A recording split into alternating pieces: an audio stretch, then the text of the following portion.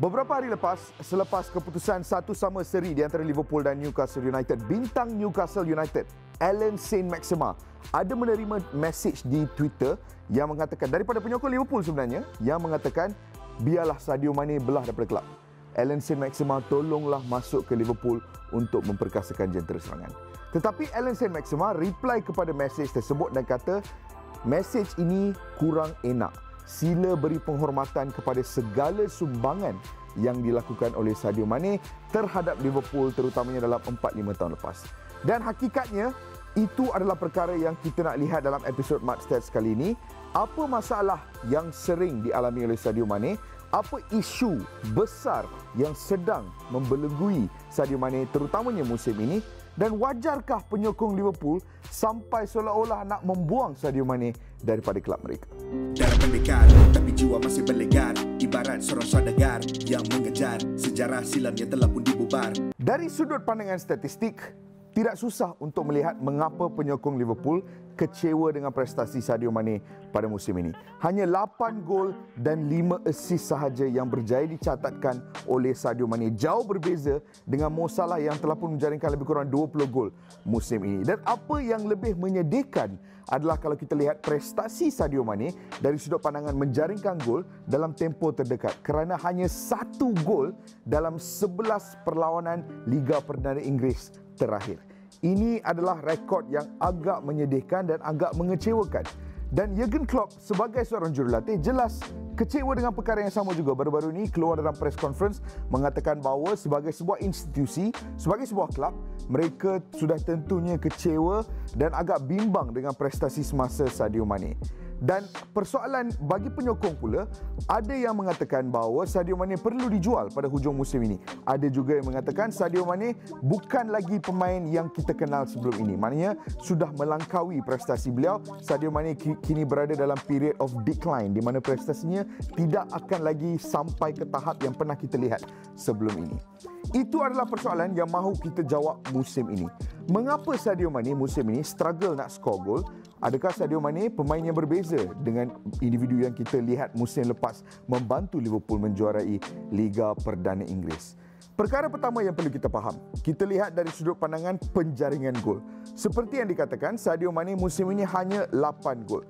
Tetapi yang lebih penting, kita lihat dari sudut pandangan expected goals. Musim ini, setakat ini, expected goals Sadio Mane hanyalah 13.3 dan jaringan beliau hanyalah 8. Kalau kita lihat musim lepas, expected goal beliau adalah 13.8 tetapi jaringannya adalah 18. Perbezaan positif ini 4.2 lebih daripada expected goals. Ini adalah kriteria yang dimiliki oleh semua penyerang terbaik di Eropah. Dari sudut pandangan expected goals, 13.3 hampir sama dengan musim lepas. Maknanya Sadio Mane masih lagi sedang masuk dan tiba ke dalam posisi-posisi yang bahaya. Mane bukanlah pemain yang musim ini jarang meletakkan diri beliau dalam situasi yang mampu menjaringkan gol. Maknanya beliau masih lagi masuk ke dalam posisi yang berbahaya. Cuma perbezaannya, conversion itu yang tiada. Dan kalau kita lihat perbezaan itu pada ketika ini adalah 5.3 negatif. Ini bukanlah corak yang mahu kita lihat kepada mana-mana penyerang. Kalau ada negatif bila kita lihat goals minus expected goals. Kita lihat dari sudut pandangan shot output. Jadi secara amnya kita tahu Sadio Mane melalui sistem expected goals, kita tahu musim ini dan musim lepas tidak banyak perbezaan. Maknanya Mane masih lagi masuk ke dalam zon-zon yang bahaya untuk melakukan percubaan. Musim ini shots per 90 Sadio Mane adalah 3.06, lebih tinggi daripada shots per 90 Sadio Mane musim lepas. Jadi musim ini Sadio Mane lebih banyak melakukan rebatan berbanding dengan musim lepas. Untuk shot on target per 90 pula sama. Musim ini 1.18, musim lepas 1.18. Dan selepas ini kita akan lihat perbezaan ketaranya kerana pada shot accuracy pula musim lepas 47% daripada segala percubaan yang dilakukan oleh Sadio Mane hit the target. Yang paling membezakannya adalah conversion rate. Musim lepas 24% daripada segala rebatan yang dilakukan oleh Mane menghasilkan gol. Musim ini hanya 10% sahaja. Jadi kita boleh nampak melalui expected goals, Mane masih lagi masuk ke dalam zon bahaya. Dari sudut pandangan melakukan rebatan, Sadio Mane musim ini lebih kerap melakukan rebatan. Cuma beliau gagal convert peluang tersebut ke dalam gol. Tak kisahlah finishing, tak kisahlah jenis rembatan, tetapi itu menjadi masalah utama. Itu adalah sebab utama kerana musim ini di Liga Perdana Inggeris, Sadio Mane berada di kedudukan ketiga untuk total chances wasted. 15. Patrick Bamford berada di tangga pertama dengan 21, Sadio Mane berada di tangga ketiga. Antara pemain yang paling banyak membazirkan peluang di pentas Liga Perdana Inggeris. Kita lihat pula Sadio Mane dari sudut pandangan penciptaan peluang, creation of chances. Kerana kalau kita bandingkan musim lepas dan musim ini, dari sudut pandangan shot creating actions per 90, musim ini Sadio Mane hampir sama tetapi lebih tinggi dari musim lepas. Maknanya penciptaan peluang rembatan, tak kisahlah untuk diri sendiri ataupun untuk pemain lain, musim ini 3.77 per 90 minutes, musim lepas hanya 3.57 per 90 minutes. Key passes hampir sama juga, 1.84 last season, 1.66 this season. Dari sudut pandangan menggerakkan bola ke dalam kotak penalti, musim lepas 1.87, musim ini 1.73. Dribbles per 90, musim lepas 2.59, musim ini 2.8. Kalau kita lihat apa yang boleh kita rumuskan dari sudut pandangan penciptaan peluang adalah tidak banyak perbezaan dari musim lepas dan musim ini, dan jika ada perbezaan pun perbezaannya sungguh minimal, hanya perpuluhan saja.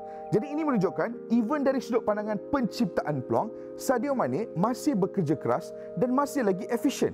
Kita lihat pula satu lagi aspek. Kita lihat rembatan, kita lihat expected goals, kita lihat penciptaan peluang. Sekarang kita lihat dari sudut pandangan defensive duties. Adakah perbezaan yang boleh kita lihat dari Sadio Mane dari sudut pandangan defensif? Untuk tackles and interceptions per 90, tidak banyak perbezaan. Musim lepas 2, musim ini 1.85. Untuk recoveries per 90 juga tidak banyak perbezaan. 5.54 musim lepas, 4.98 musim ini. Untuk pressing, pressures per 90, di sini ada perbezaan. Musim lepas, setiap 90 minit Sadio Mane akan terlibat dalam 16.5 pressure events. Musim ini hanya 14.8 pressure events. Dan perbezaan ini yang ada memberi sedikit impak dari sudut pandangan prestasi keseluruhan Sadio Mane. Dan di sini boleh kita katakan situasi ini menjadi lebih menarik. Mengapa Sadio Mane berbeza sedikit? Apa perbezaan ketara yang boleh kita lihat dari Sadio Mane musim lepas dan musim ini?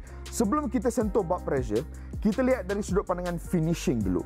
Sadio Mane musim ini adalah seorang pemain yang kalau tak payah tengok stats, kalau korang tengok dia main atas padang pun boleh nampak dia lebih banyak melakukan sentuhan dalam bahagian final third, sedikit teragak-agak untuk melakukan rembatan. Seolah-olah seorang pemain yang ketandusan confidence pada ketika ini, masalah keyakinan di atas padang, jadi lebih banyak teragak-agak, lebih banyak mengambil sentuhan. Dan perkara ini boleh kita lihat dari sudut pandangan statistik juga. Kerana kalau musim ini kita lihat touches in penalty box per 90 sepanjang 4 musim lepas termasuk musim ini, 2017-2018 6.34, musim seterusnya 6.35, last season 7.18, tetapi musim ini 8.82 touches.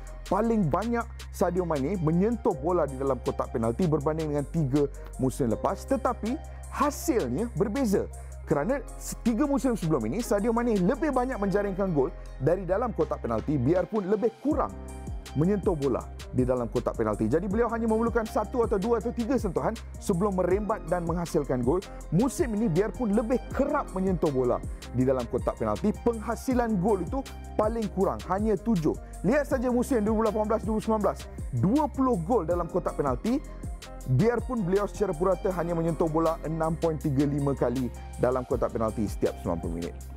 Jadi kalau kita lihat dari sudut pandangan shot map juga, kita bandingkan shot map Sadio Mane musim lepas dan shot map Sadio Mane musim ini, kita boleh lihat ada sedikit perbezaan dari sudut pandangan di mana rembatan dilakukan.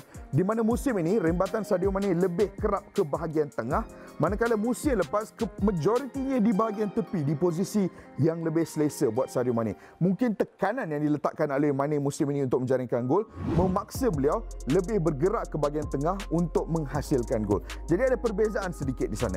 Dan perkara ini secara keseluruhan memberi impak terhadap kebolehan defensif Sadio Mane. Di sini kita sentuh balik bab pressure tadi. Tadi kita ada point out ada perbezaan ketara dari sudut pandangan pressing musim lepas dan musim ini. Musim ini kalau kita lihat dari sudut pandangan impact on defensive duties, Sadio Mane pressure per 90 by zone. Kita lihat pressing yang dilakukan oleh Mane berdasarkan 3 zone berbeza, dan kita bandingkan 3 atau 4 musim lepas. Kita boleh nampak di bahagian defensive third, musim ini Sadio Mane hanya 1.96 pressures per 90, manakala 3 musim lepas hampir sama. Jadi musim ini memandangkan ada terlalu banyak tekanan terhadap Sadio Mane untuk menjaringkan gol, memandangkan beliau menjadi sasaran utama kritikan-kritikan penyokong di social media, mungkin Sadio Mane merasakan tekanan yang lebih tinggi untuk menjaringkan gol, dan ini bermakna beliau kurang sedikit turun untuk membantu jentera defensif dan sering lebih banyak terlibat di bahagian atas untuk cuba memaksa diri beliau masuk ke dalam kawasan-kawasan bahaya untuk menjaringkan gol. Rumusannya, bukanlah kita nak kata Sadio Mane adalah pemain yang teruk. Kerana kalau kita lihat dalam pelbagai kriteria yang berbeza, Sadio Mane masih lagi beroperasi dengan level yang begitu tinggi. Penciptaan peluang dari sudut pandangan kekerapan melakukan rembatan, expected goals masih lagi sama dengan musim lepas. Cuma perbezaannya mungkin dari sudut pandangan confidence. Untuk seorang penyerang, confidence adalah segalanya. Kita boleh lihat perkara tersebut dengan Timo Werner. Perbezaan ketara di antara prestasi beliau bersama Leipzig dan juga prestasi beliau bersama Chelsea. Dan mungkin itu adalah situasi yang sedang dialami oleh Sadio Mane pada ketika ini. Masalah keyakinan yang perlu diselesaikan secara segera. Jadi penyokong Liverpool, korang janganlah maki Sadio Mane. Supportlah Sadio Mane, bantu beliau mendapatkan semula prestasi semasa. Pada pandangan korang, apa lagi isu yang sedang dialami oleh Sadio Mane pada musim ini yang mungkin kita tidak sentuh dalam video ini? Kongsikan pandangan anda di bawah.